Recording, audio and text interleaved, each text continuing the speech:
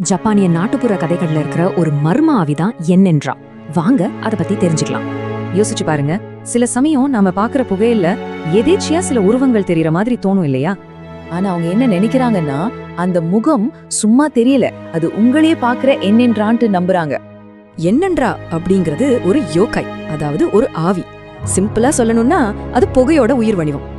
நெருப்புல இருந்து புகை மெதுவா மேல வரும்போது அதுல இருந்து தான் இந்த ஆவி உருவாகும்னு சொல்றாங்க.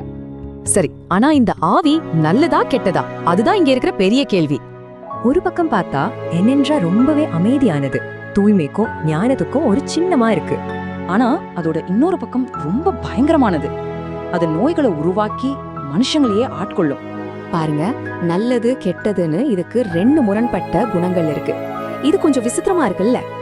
இந்த மர்மத்தை தீர்க்க ஒரு க்ளூ இருக்கு, அதுவும் அதோட பேர்லயே மறைஞ்சிருக்கான். இந்த பேரை கவனமா கேளுங்க, என் ரா. இப்போ இது கேளுங்க, என்ன? ரெண்டு பேரும் கேட்க ஒரே மாதிரி இருக்குல்ல. என்மா யாருன்னு கேட்டா, அவர்தான் ஜப்பானிய புராணங்கள்ல நரகத்தோட அதிபதி, இறந்தவங்களோட விதியை தீர்மானிக்கிறவர். நரகம்னா நெருப்பும் புகையும் தானே? அப்போ என்னன்றா நரகத்துல இருந்து வர்ற இறந்தவங்களோட ஆவிகளா இருக்குமோ? அப்படின்னா இந்த ஆவிகளை எல்லாராலையும் பார்க்க முடியுமா? முடியாது. அமைதியான மனசும் தூய்மையான இதயமும் இருக்கிறவங்களால மட்டும்தான் அதை பார்க்க முடியும்னு சொல்றாங்க. அப்ப இதுல இருந்து என்ன தெரியுது? தூய்மையானவங்க மட்டும்தான் தூய்மையின் சின்னத்தை பார்க்க முடியும். அதனால அடுத்த தடவை புகைய பார்க்கும்போது யோசிங்க, அதுல ஒரு முகம் தெரிஞ்சா அது உங்களை பத்தி என்ன சொல்ல வருது.